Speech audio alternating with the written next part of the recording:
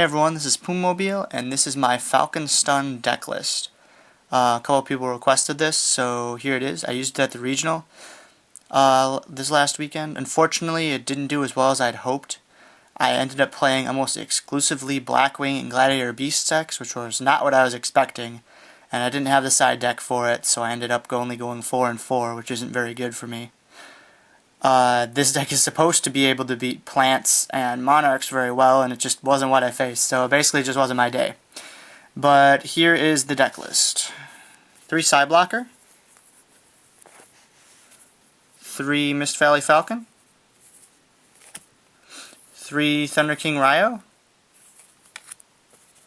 2 Worm Lynx,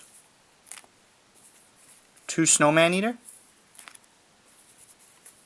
2 Breaker the Magical Warrior, 1 DD Crow, 1 Neospatian Granmole, 1 Gale the Whirlwind, and for traps we have 3 Fiendish Chain, 3 Dimensional Fissure, or Dimensional Prison, my bad, 1 Royal Oppression, 1 Solemn Judgment, 1 Solemn Warning, which I had borrowed from a friend, 1 Mirror Force, 1 Torrential Tribute, and for the spells we have 3 Book of Moon, 2 Noblemen of Crossout, 2 Mystical Space Typhoon, 1 Giant Trunade, 1 Monster Reborn, 1 Dark Hole, and 1 Cold Wave. And then once more here we have monsters. That one up there is a Sideblocker. And we have spells.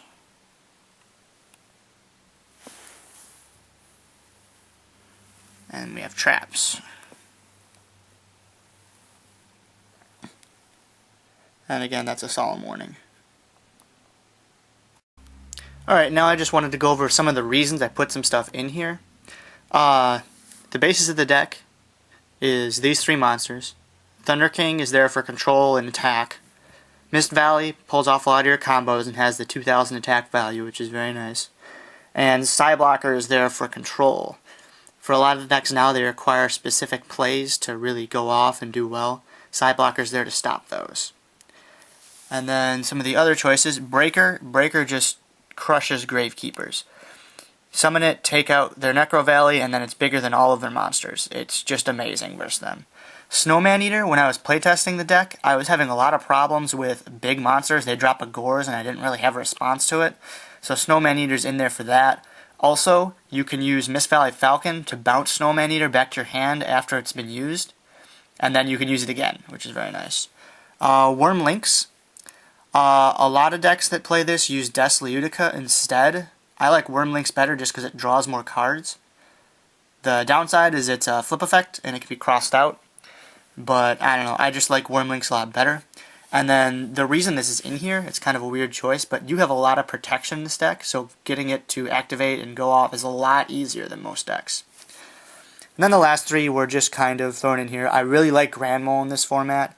Bounce back that Titanial or any of the synchros that are on the field. It's just a really nice card. Also, it can put you in some nice control loops. Gale's in there for your 1 tuner in case you have to Black Rose.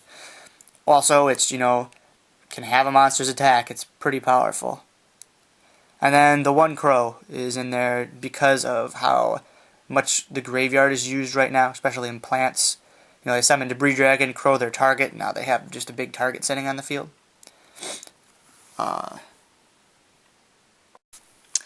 The other cards I wanted to talk about, for traps especially, was Fiendish Chain and Dimensional Prison. I'm playing Deep Prison in 3. Now, the reason for that is it helps a lot with protection. It helps you get your Worm Lynx to go off, as well as protecting your Sideblocker, which is one of the key cards to the deck.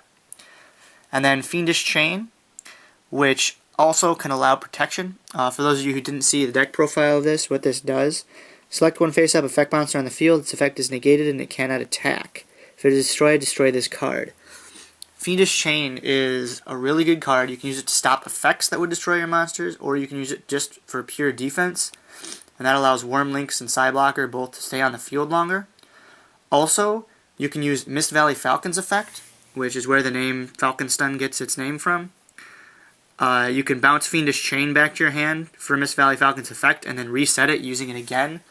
So if you set it up right, if you have Fiendish Chain and Mist Valley Falcon, you can lock their monsters' effects pretty much indefinitely. And the last one was the Two Noblemen of Crossout.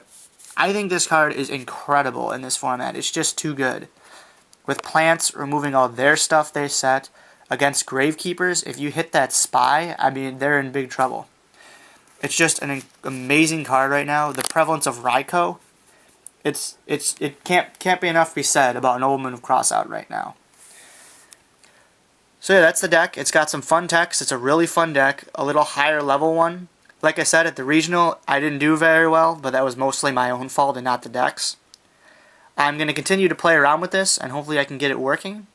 In a couple weeks, I believe I'm heading to another regional. I'm still unsure whether I'm going to play this or Scraps, but there is a decent chance I may try to play this again, and we'll see how much success it has there. Thanks for watching. This is Pumobile. Please subscribe.